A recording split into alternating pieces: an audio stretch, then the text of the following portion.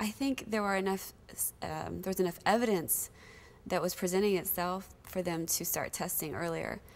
And because they didn't, coming out of, finally being correctly diagnosed, I was very angry. I was in shock, of course. I mean, I thought, I'm going to die, They didn't listen to me. It's called being young, ignored, and misdiagnosed. And then when you're finally correctly diagnosed, a lot of times when you're younger, then it's a later staging, and the prognosis is poor. I think I checked out for a while. I really do, because I just didn't understand how this could be happening. I'd never heard of anyone my age getting breast cancer. I didn't really have a choice in my treatment, per se, because how aggressive the cancer was and how fast it was spreading and growing. I was forced into chemo first, which is called neoadjuvant treatment. And a lot of times women will do surgery first and then they'll start chemo. But if it's a more aggressive stage, then they'll do chemo immediately right away. And that's what I had the path of going down, and did 6 rounds of chemo, came out and did several surgeries and then radiation therapy treatments. Surgical procedures I had, because of my age, which in this case I think worked to my favor, they were trying to do breast preservation, and they wanted to try to salvage as much of my breast as possible. So thank goodness this amazing, amazing general surgeon that I had cared enough about my age, cared enough about my feelings, that I was trying to just not have minimal scarring with all of the procedures I was going to have done, because I knew it would probably be a lot. And I'm a volleyball player. I play in a bikini on the beach every summer. I play in tournaments, and not to try to sound petty, but it mattered a lot to me. That was a big deal for me, to have the surgeries, get recovered so that I can get back out there in a bikini again, and not have scarring, and not have people maybe asking me questions, about this massive scars. So I decided to go with this procedure, which was the first lumpectomy that I had, instead of doing a mastectomy. She talked to me about saving my nipple as well, and do what's called nipple sparing, which, in all of this in the beginning, at that time, what the hell is nipple sparing? I don't know what that is, but you learn very quickly sitting in the hot spot. I had the first lumpectomy, and they did not get all of the cancer. In fact, none of my margins were clear. Because the tumor was so big, we had to wait 14 days later, and I had to go back in for another surgery. And they basically just scraped all of the breast tissue down to the chest wall and took everything out, but they still sewed my nipple back on. So yeah, I got to keep my nipple. She talked to me about that, and she said there were some options, with the mastectomy. That's probably why, I want to say that's probably the number one reason I did not want to have the mastectomy, is because I didn't want to lose my nipple. And I had heard stories from other young women who had been gracious in showing me their reconstructions. And it was a catch-22 for me, because I didn't want to come off and offend anyone and be disrespectful in any way. But some of the reconstruction jobs that I had seen did not look appealing, and it actually, frankly, scared me.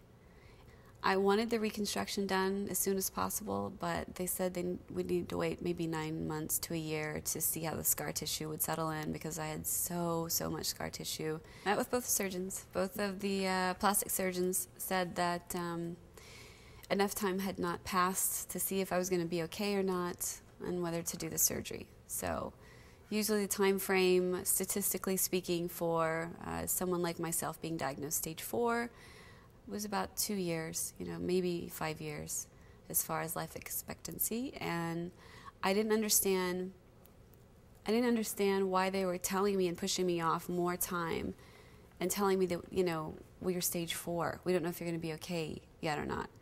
Well, so what? I'm 30 years old. I'm single. I'm young. I want to get back out there and try to find my new normal me, my new life that I have to kind of start building and exploring and going from there to start living again. if there's ever a time I should have this surgery and have the opportunity and the privilege to have this surgery, it should be now. I mean, yeah, so what? I may die soon. You know, so what? But at least I'll die happy. At least I got my new titty. I mean, it's just, I couldn't understand why they were telling me no, you know, and for the reasons why. And telling me that any other of their colleagues would think they were crazy if they operated on me now. Because, you know, we just come back in 2 years, come back in 2 years. That's what they told me. So I saw another doctor. I ended up seeing 4 by the time it was all over with. And finally I got my surgery. But I had to wait 2.5 years.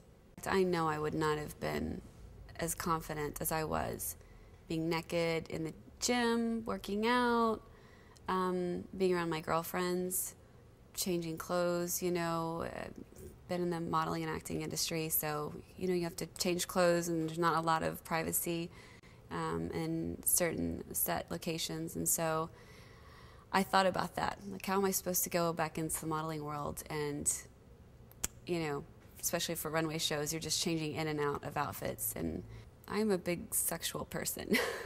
I love sex. I truly do. And I love being with my partner. And that was probably one of the biggest struggles for me, and begging to have this reconstructive surgery done as quickly as possible.